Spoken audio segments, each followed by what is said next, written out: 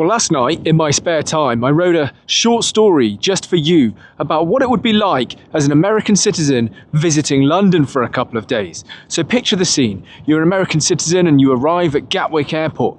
The first thing that you see, unfortunately, is a police cordon. Now, you're very confused, but the police usher you away.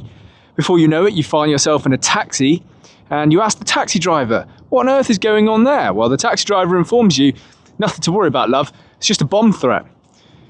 Now, of course, you are a little bit worried about this. That surely is not standard practice. Nevertheless, he asks you where you want to go and you say, oh, I'd like to visit the American embassy, please. You have a few visa issues to sort out before your next destination, which is Afghanistan. Now, you get to the American embassy and there's a police cordon. You ask the taxi driver, what's going on here? And he says, oh, I don't know. He pulls out his phone, Googles it. Oh, sorry, love, another bomb threat. Now that's very, very strange. Anyway, you realise that the visa issues will just have to wait till another day, and you ask him to take you to the nearest tube station, which is, in this case, Victoria. As you enter Victoria Station, you swipe your debit card and you head down towards the platform. But the first thing that you're greeted with that stands out to you is poster after poster after poster advertising assisted dying.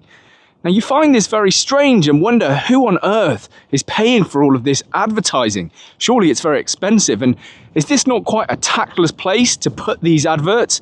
You know, given that the underground is a place where last year more than 50 people attempted to take their own lives. So you pull out your phone and you do a little bit of Google research. You want to understand the UK debate on this topic. And one of the first things you find is an MP strangely declaring that despite knowing this cannot be delivered safely, she will in fact be voting for it anyway. Before you know it, you find yourself at the bottom of the escalator and you look up from your phone and suddenly realise you don't actually really know where you're going. You need to get to Westminster because that's where you bought your hotel, easy access to the Houses of Parliament, which you're very much looking forward to going and visiting. But you don't really understand the tube map. Fortunately, there's a police officer standing in front of you, British Transport Police. So you wander over to the police officer and you ask him for a little bit of help, a few directions. And he very happily, readily gives it to you. Now you know where you're going, but he clocks your American accent. And he just asks politely, how are you finding your stay? To which you reply, quite frankly, well, I was scared by a couple of the bomb threats and I was hoping to meet a few more British people and be embraced by British culture when I came here, but I haven't really found that so far.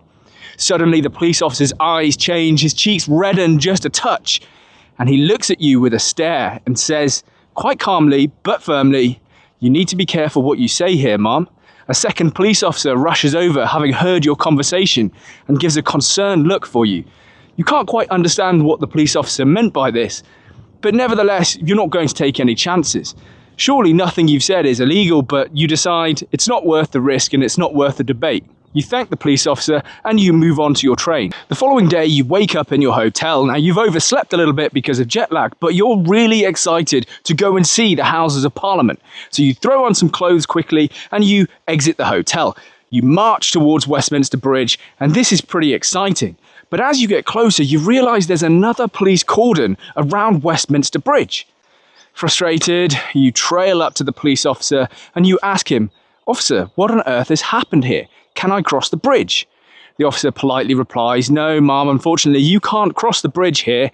Someone was poked with a very sharp object earlier on this bridge. How can that be, you think to yourself, right here, under the nose of the Houses of Parliament, the centre of British politics? Admitting defeat, you turn away from the police officer and you head towards Euston Station. You had planned today all along to head to Oxford, famous for the University of Oxford and a quintessential, beautiful old British town. You're very, very excited to go and visit Oxford. But as you get closer to Euston Station, there's a police cordon around it. Sighing, you walk up to the station and you ask one of the officers there, officer, what's happening here? Can I use the station? Unfortunately, ma'am, the station's closed today because, you guessed it, there's a bomb threat. Feeling dejected yet again, you turn away from Euston Station. You realise that your plans for this trip are very quickly falling apart at the seams, but you're determined not to let it go to waste. You pull out your phone and desperately start Googling for things you can go and do and see in London. And then something occurs to you. You're a very big fan of Made in Chelsea. So why not go and visit the borough of Kensington and Chelsea? Now that's an affluent, presumably safe area, and you think to yourself, yeah, that's a great idea. Now you could take a taxi, but you've decided instead you'll walk. You've only been in Britain for one day, may as well soak in a little bit of the city. But as you get close, you arrive at an area called Ladbroke Grove.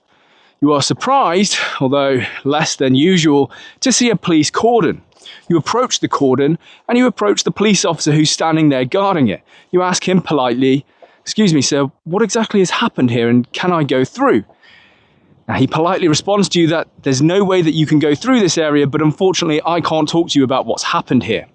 Nevertheless, you pull out your phone and do a quick Google search and you realise that just a couple of hours earlier, an 8-year-old girl had been shot here.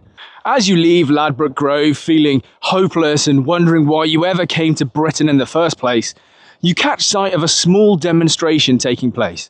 A small number of protesters appear to be gathered around a building, and you're American, so you're curious about what on earth is going on here.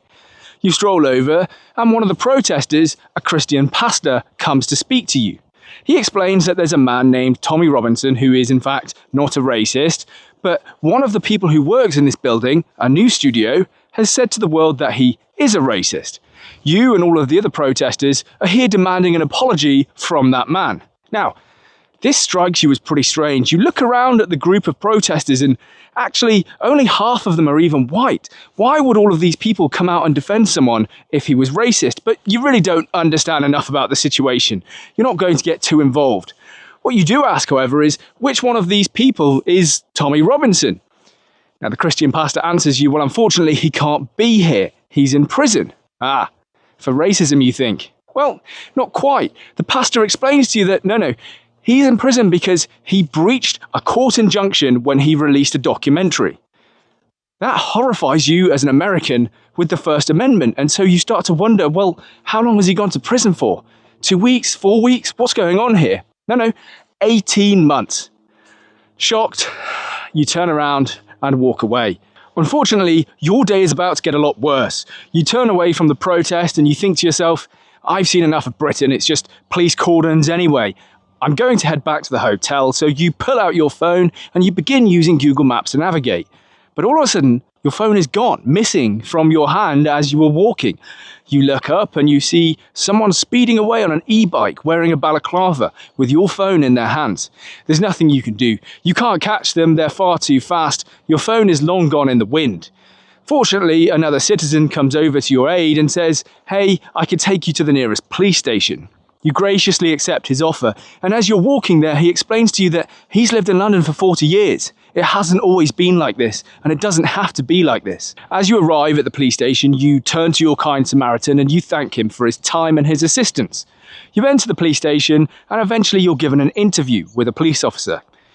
You fill out a lot of paperwork, and eventually you're given something called a crime reference number. Now, apparently that's something to help you make an insurance claim. You inquire to the police officer a little bit about the investigation that's going to take place, how long it could take, whether you'll be needed to come back to Britain for court, how all of that could work. He lets out a sigh and leans in a little bit closer to you and says, "Unfortunately, ma'am, it's very unlikely you're going to be needed in court. In fact, it's unlikely that this crime is ever going to be solved unless we can manage to capture the perpetrator red-handed in the street. You see, we just don't have the resources to deal with this kind of low-level crime. In fact, there's so much of this crime here in London now, there's really nothing we can do. I'm very sorry." Feeling, by this point, utterly demoralised, you leave the police station. You think to yourself on the way out, how do British people live like this? Is Britain some kind of failed state? This is not what you came to visit. You jump into a taxi, and at first you were thinking, well, I'm just going to head back to the hotel. I'll ride it out for a couple of days.